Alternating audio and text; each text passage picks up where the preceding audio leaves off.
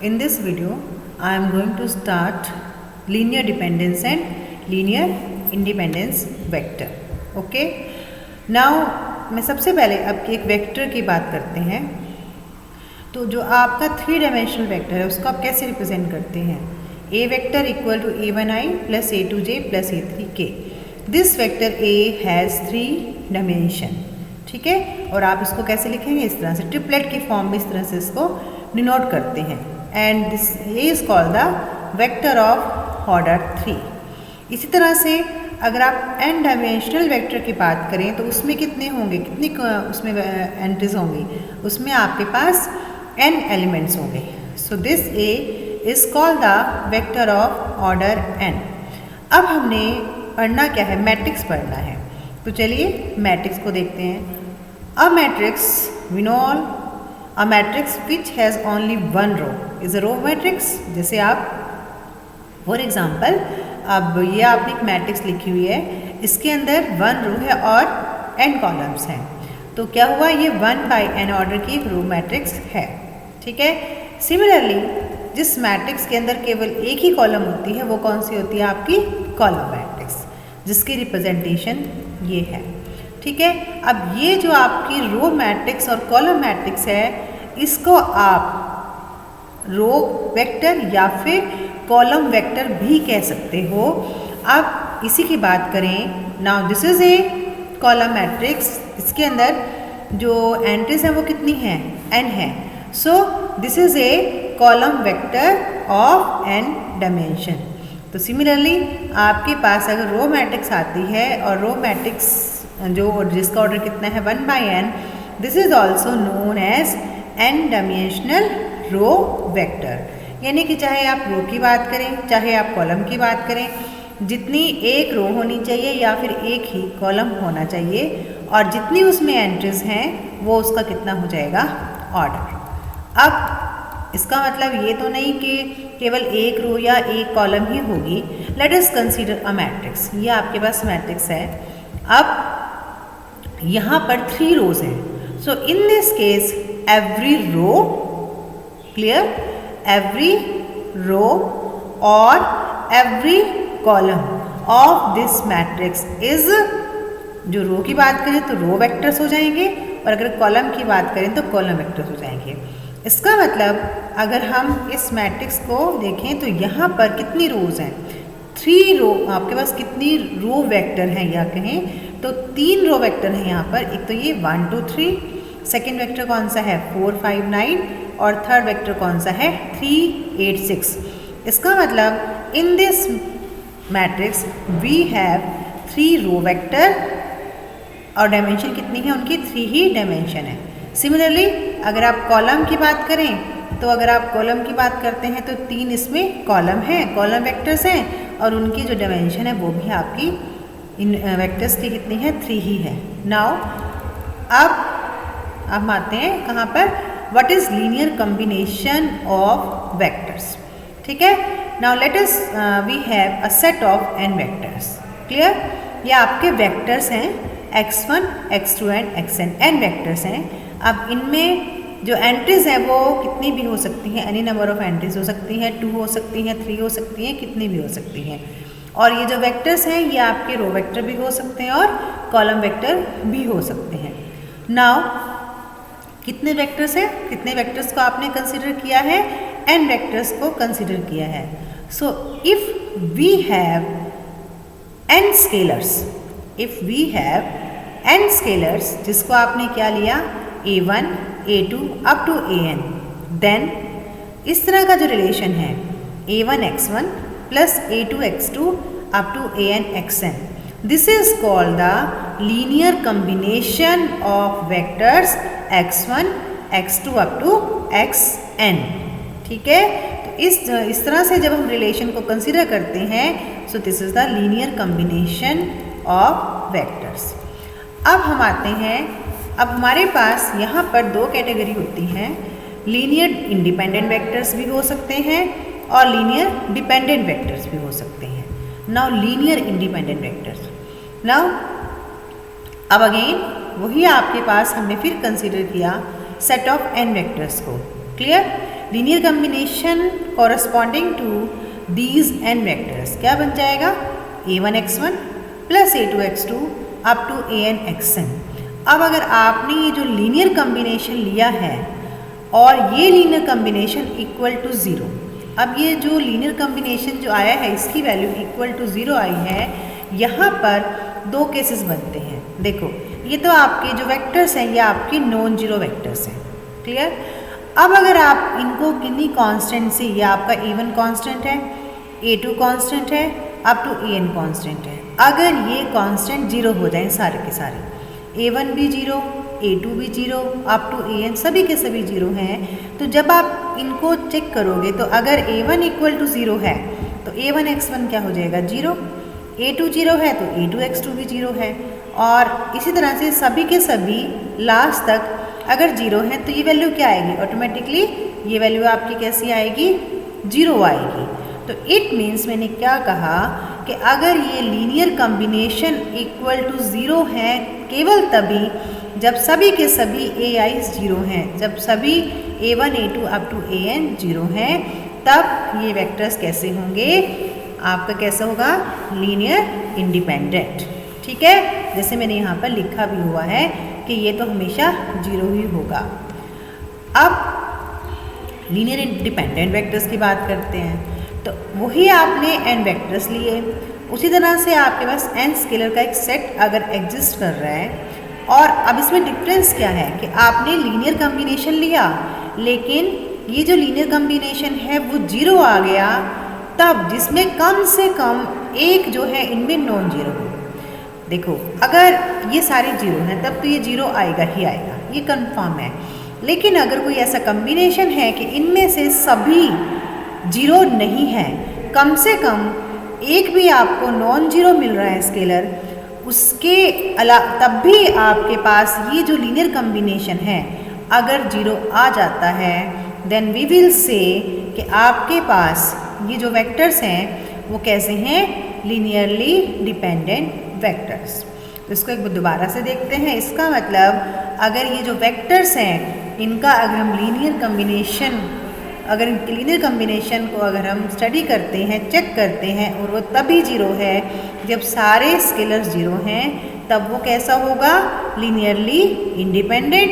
और अगर सभी जीरो नहीं हैं तब भी वो लीनियर कम्बिनेशन जीरो आ रहा है, तब हम कहेंगे कि आपका जो ये वेक्टर्स हैं वो कैसे हैं, लीनियरली डिपेंडेंट। क्लियर। अब एडिशन की बात करें तो जो आपके पास वेक्टर्स में जो ऑपरेशन होता है वो एडिशन का वो पॉइंट वाइज ही होता है, और ये वैसे ही होता है जैसे आप किन्हीं भी 2 रोज या 2 कॉलम्स किसी भी मैट्रिक्स के उन्हें ऐड करते हैं। तो now let us come some questions related to linear dependent and independent.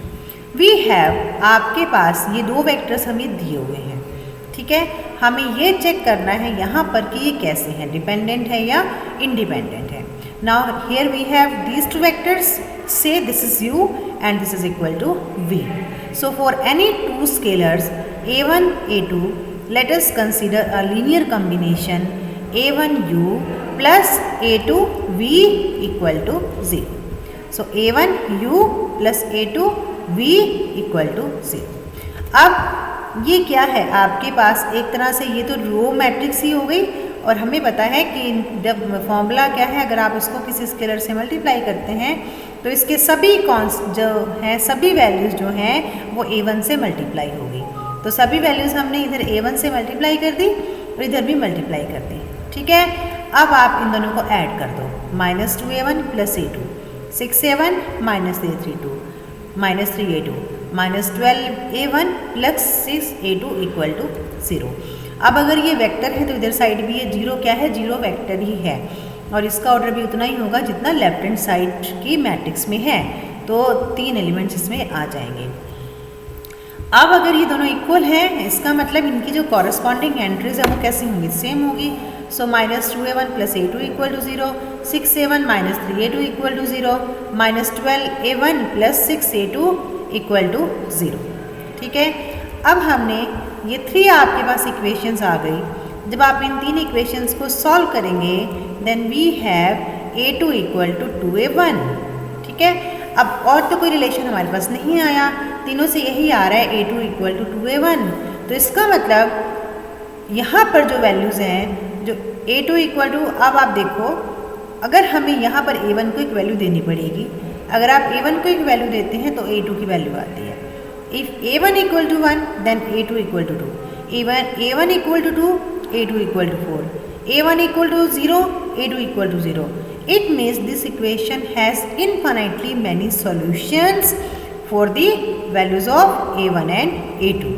तो इसका मतलब ये जो कांस्टेंट थे A1 और A2 आपको कैसे मिले? आपके पास तो इनफाइनाइट सेट पड़े हैं इन A1 और A2 की नॉन जीरो वैल्यूज़ के लिए, जिनके लिए ये जो आपने लीनियर कम्बिनेशन कंसीडर किया है this is equal to 0।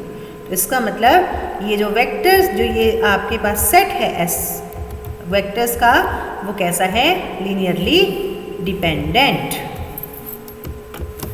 Now next question is we have 3 vectors और आपको चेक करना है डिपेंडेंट और इंडिपेंडेंट वेक्टर्स के लिए। तो for again we have 3 vectors and let us consider a linear combination. कितने वेक्टर्स हैं? 3 हैं, तो आप जो कांस्टेंट लेंगे कंसीडर करेंगे वो भी 3 ही लेंगे।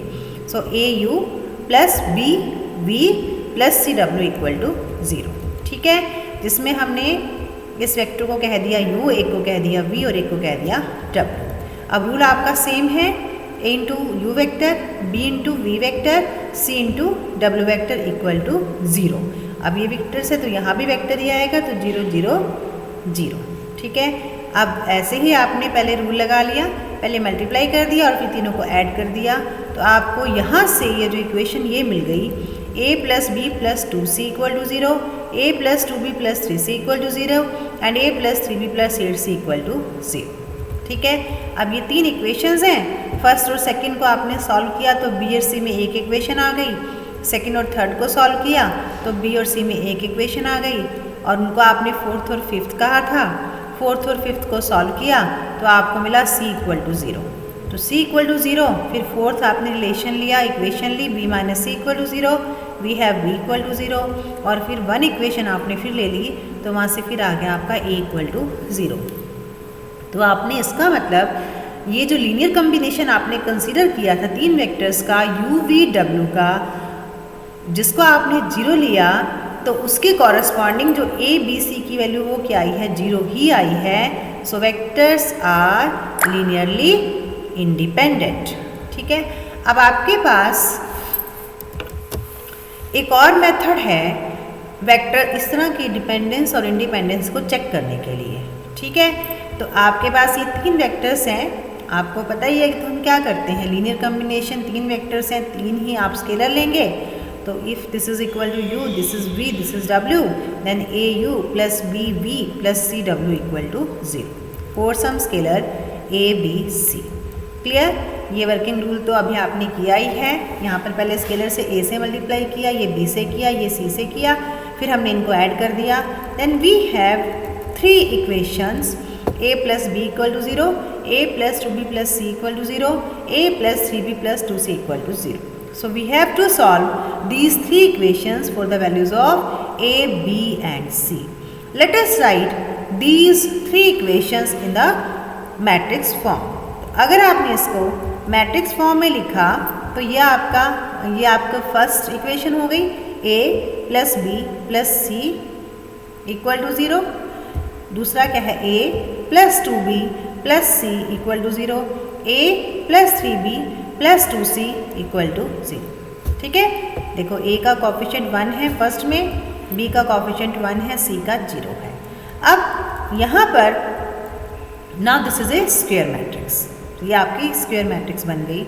एक चीज़ और आपने ध्यान रखनी है, ये जो मैं रूल आपको अब सिखा रही हूँ सेकेंड मेथड, ये केवल तभी अप्लाई हो सकता है जब हम मैट्रिक्स को बनाएंगे तो वो मैट्रिक्स कैसी होनी चाहिए? स्क्वायर मैट्रिक्स होनी चाहिए, तभी ये रूल, तभी ये मेथड एप्लीकेबल है, ठीक है। अब हमने क्या करना है, ये जो मैट्रिक्स है इसका आपने निकालना है डिटर्मिनेंट, और ये आपने इक्वेशंस के केस में आपने ये सीखा हुआ है कि जब हम आपको एक मैट्रिक्स दी हुई है और आप उसका डिटर्मिनेंट निकालते हैं, अगर डिटर्मिनेंट इक्वल टू 0 है तो सिस्टम का नॉन ट्रिवियल सॉल्यूशन एग्जिस्ट करता है। नॉन ट्रिवियल सोल्यूशन का मतलब non zero values of A, B and C, ठीक है। और अगर आपका डिटर्मिनेंट नॉन जीरो आता है तो सिस्टम का एक ही सोल्यूशन एग्जिस्ट करता है, जिसको आप ट्रिवियल सोल्यूशन कहते हैं, यानी कि वो तो एग्जिस्ट करता ही करता है। ए, बी एंड सी ये सभी के सभी कैसे होते हैं? ज़ीरो, ठीक है। कैसे होते हैं सभी के सभी आपके? ज़ीरो। तो अगर डिटर्मिनेंट आपका नॉन जीरो है तो मैट्रिक्स का एक ही सॉल्यूशन होगा, ट्रिवियल सॉल्यूशन 0 0 0। और अगर डिटर्मिनेंट जीरो आ जाए तो हमारी जो मैट्रिक्स है, जो हमारी वैल्यूज़ हैं ए बी सी, उनकी आपको नॉन जीरो वैल्यूज़ मिलेंगी। और नॉन जीरो वैल्यूज़ के लिए जो वेक्टर्स होते हैं वो लीनियर डिपेंडेंट होते हैं, और जीरोज़ के लिए जो वेक्टर होते हैं वो कैसे होते हैं? लीनियरली इंडिपेंडेंट, ठीक है। अब हम अपनी डिटर्मिनेंट को सॉल्व करते हैं। तो ये हमने डिटर्मिनेंट की वैल्यू निकाली, ये डिटर्मिनेंट आपका कैसा आ गया? जीरो हो गया। अब डिटर्मिनेंट जीरो हो गया तो आप देखो ऊपर, अगर डिटर्मिनेंट जीरो है तो कैसा सोल्यूशन मिलेगा? आपको नॉन ट्रिवियल सोल्यूशन मिलेगा, यानी कि अदर देन जीरो आपको सोल्यूशन मिल जाएगा।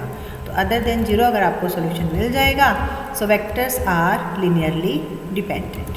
तो आप ये देख सकते हो कि अगर आपके पास मैट्रिक्स एक स्क्वायर मैट्रिक्स की फॉर्म में बन गई तो ये जो मेथड है ये बहुत आसान है कंपैरिजन टू जो आपका फर्स्ट मेथड था, उसके कंपैरिजन में ये आपको ज़्यादा आपको सॉल्व भी नहीं करनी पड़ेगी वैल्यूज़, केवल डिटर्मिनेंट निकालना है। वो जीरो आ गया तो डिपेंडेंट हो गए, नॉन जीरो आ गया तो लीनियरली इंडिपेंडेंट हो गए, ठीक है। नेक्स्ट क्वेश्चन है, we have these three vectors.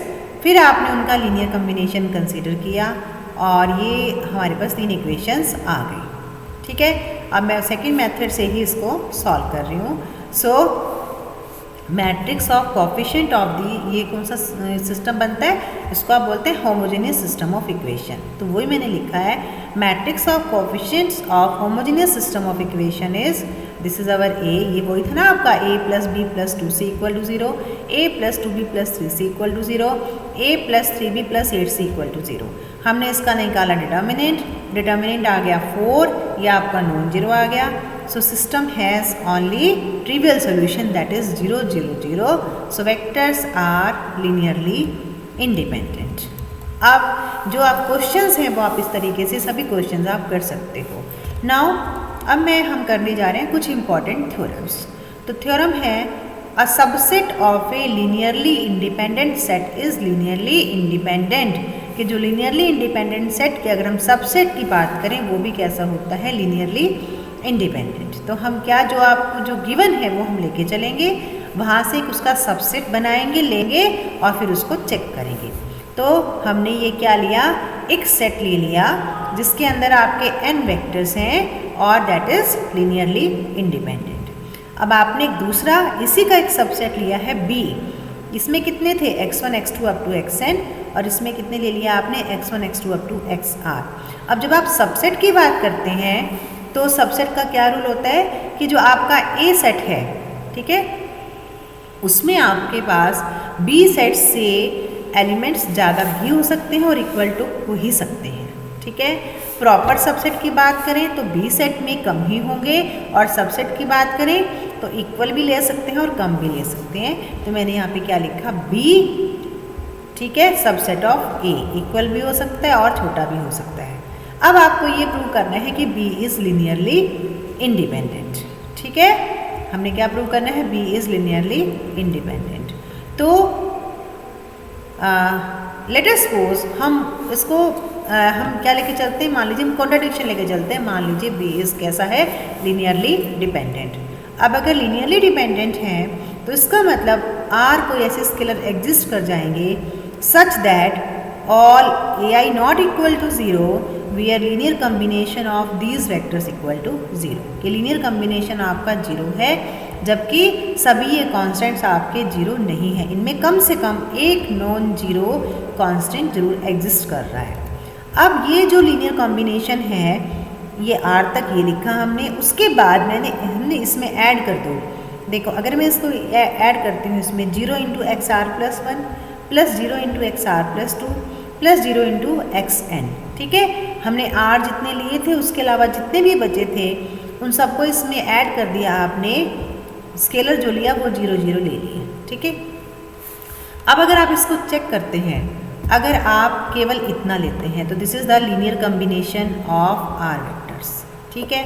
और अगर आप सारे लेते हैं तो ये क्या बन जाएगा, ये अगर आपने सारे लिए तो ये क्या बना, linear combination of n vectors. और अगर linear combination of n vectors है तो इसका मतलब, जबकि ये देखो इसमें टोटल लें तो लीनियर कम्बिनेशन बन गया, और इसमें कुछ ऐसे स्केलर भी पड़े हैं जो कि नॉन जीरो है। तो ये सारा वेक्टर्स x1 से लेके xn तक कैसे हो गए आपके, लीनियरली डिपेंडेंट हो गए। लेकिन ये तो पॉसिबल नहीं है क्योंकि हमें क्या दिया हुआ है कि ये लीनियरली इंडिपेंडेंट है। So our position is wrong, B is linearly independent, ठीक है। नेक्स्ट थ्योरम है कि किसी भी लीनियरली डिपेंडेंट सेट का जो सुपर सेट होता है वो लीनियरली डिपेंडेंट ही होता है, ठीक है। तो हमने यहाँ पर एक सेट लिया A जिसके अंदर n वेक्टर्स हैं, और B उसका आपने ले लिया सुपर सेट, ठीक है।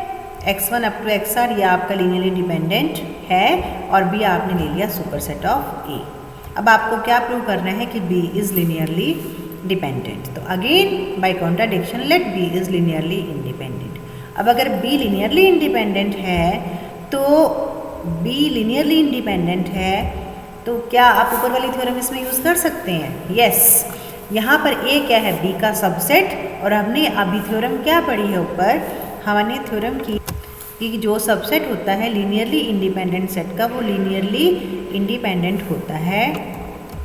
तो यहाँ पर जो आपका B सेट है और A उसका क्या है, सबसेट हो गया B का, तो A भी कैसा हो जाएगा, लीनियरली इंडिपेंडेंट। लेकिन ये तो पॉसिबल नहीं है क्योंकि A आपको कैसा दिया हुआ है, लीनियरली डिपेंडेंट। तो so our position is again wrong, B is linearly dependent. Next theorem है any set containing the vectors one of which is multiple of other is linearly dependent। कि एक सेट के अंदर दो वेक्टर्स हैं जिसमें से एक दूसरे का मल्टीपल है तो वो कैसा होगा, लीनियरली डिपेंडेंट। तो जैसा आपको दे रखा है, हमने क्या किया, टू वेक्टर्स को कंसीडर किया एक सेट में, ठीक है। ये अपने सेट ले लिया, इसके अंदर दो वेक्टर्स हैं x1 एंड x2, और क्या कहा कि one is the multiple of other, so x1 equal to a x2, ठीक है। जो हमें दिया हुआ था उसके अकॉर्डिंग आपने ले लिया। अब इसको आप सिंप्लीफाई करो थोड़ा सा, कैसे लिख सकते हो, x1 minus a x2 equal to 0। तो यहाँ पर देखो आप, जो आप x1 है उसको आप ऐसे लिख सकते हो 1 इंटू x1। तो अगर आप इसको देखें, ये तो लीनियर कम्बिनेशन बन गया, और आपके जो स्केलर्स हैं वो कौन कौन से हैं, 1 एंड माइनस a। तो यहाँ से 1 तो आपको दिख ही रहा है कि आपको एक नॉन जीरो स्केलर मिल गया। इसका मतलब एक जो स्केलर है 1 that is non zero, so this vector A जो सेट है आपका कैसा हो गया, लीनियरली डिपेंडेंट। यानी कि जो दोनों वेक्टर्स हैं वो कैसे हो गए, लीनियरली डिपेंडेंट, ठीक है। नेक्स्ट थ्योरम है if one of the vector, ये आपके पास वेक्टर्स हैं, n वेक्टर्स हैं, और किसी एक वेक्टर को आप बाकी सभी वेक्टर्स की लीनियर कम्बिनेशन की फॉर्म में लिख सकते हो तो ए कैसा हो जाएगा, लीनियरली डिपेंडेंट, ठीक है। तो लेट अस टेक, हमने एक एलिमेंट ले लिया एक्स आर अपने सेट के अंदर, जिसमें आप एक्स आर को लिख सकते हो linear combination of the other vectors of the set ए, ठीक है। अब अगर ये आपके पास कितने, देखो शुरू में कितने थे, A1 मैं इसको बोल रही हूँ, शायद थोड़ा सा आपको यहाँ पे लाइट दिख रहा है। आपके पास जो वेक्टर्स थे वो थे x1 x2 up to xr तक। आपने xr को लिखा लीनियर कम्बिनेशन ऑफ अदर्स, तो x1 x2 up to xr n तक में से आप xr निकाल दो, तो आपके पास स्केलर कौन से एग्जिस्ट कर जाएंगे, a1 a2, ठीक है, a1 a2, ar minus 1, this is ar minus 1 and this is ar plus 1। यह आपका है ar माइनस 1, ये हमारा है ar माइनस 1, और ये आपका है ar प्लस 1, ठीक है, up to an। Clear, combination बना लो, linear combination. So x r equal to a1 x1 plus a2 x2 plus ar minus 1 xr minus 1 plus ar plus 1 xr plus 1 plus an xn। Clear. अब x r को भी इधर side इनके साथ ही shift कर लो तो क्या बन जाएगा a1x1 plus a2x2 plus ar-1 xr-1 plus ar+1 xr+1 up to an(xn-1 into xr equal to 0। अब यहाँ पर अब a1 a2 का तो हमें पता नहीं, लेकिन xr के साथ एक स्केलर जो दिखे वो आपको साफ साफ दिख रहा है, क्या है -1। तो this is a non zero scalar, so it means जो आपका वेक्टर है, जो a है वो कैसा है, या ये कह सकते हो कि जो वेक्टर्स हैं वो सभी कैसे हैं, लीनियरली डिपेंडेंट। ठीक है, नेक्स्ट थ्योरम है और ये बड़ी इंपॉर्टेंट थ्योरम भी है, kn वेक्टर c1 c2 यानी कि c1 c2 up to ck ये k वेक्टर्स हैं और इनके अंदर जो एंट्रीज हैं वो कितनी हैं, n है। ठीक है, आर लीनियरली डिपेंडेंट कब होंगे, इफ़ एंड ओनली इफ़ अगर आप इन जो वेक्टर्स से आप एक मैट्रिक्स को फॉर्म करते हैं और उसका जब आप रैंक निकालते हो, ठीक है, और उसको रिप्रेजेंटेड एज कॉलम वेक्टर्स, इनको आपने as a column vectors represent करना है, इज लेस देन के। क्या दिखाना है कि ये के वेक्टर्स हैं जिनके अंदर n एंट्रीज हैं और ये जो हैं ये सारे आपके कॉलम वेक्टर्स हैं। जब आप इनका रैंक निकालोगे, अगर वो रैंक लेस देन के आएगा तो ये वेक्टर्स कैसे हो जाएंगे, लीनियरली डिपेंडेंट। क्लियर, बहुत इजी है। या आपको ए वेक्टर्स दिए, ए सेट दे रखा है जिसके अंदर के वेक्टर्स हैं, तो आपने फिर अगेन आपने क्या करना है, लीनियर कम्बिनेशन को कंसीडर करना है, x1 c1 plus x2 c2 up to xr cr equal to 0 for some scalar x1 x2 up to xr। ठीक है, तो यहाँ पर अब क्या था, ये जो वेक्टर्स था c1, इसके अंदर कितनी एंट्रीज कही थी मैंने, n एंट्रीज कही थी और ये कॉलम है, ये क्या है, कॉलम। अब जब आप एलिमेंट्स को दिखाते हैं तो कैसे दिखाते हो आप, रो इंटू कॉलम। ठीक है, तो यहाँ पर ये कैसे बनेगा, a1i a2i an(i), आप देख भी सकते हो। अगर आप c1 निकालो तो c1 क्या बनेगा, a11 a21 up to an1।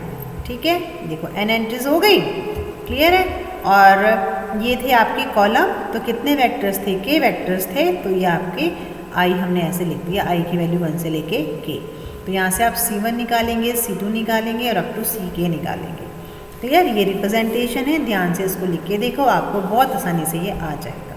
तो ये मैंने यहाँ पर लिख भी दिया है, ये तीनों, ये सारे वेक्टर, ये c1 है, ये c2 है अप टू ck, और ये क्या हो गया, इनका लीनियर कम्बिनेशन।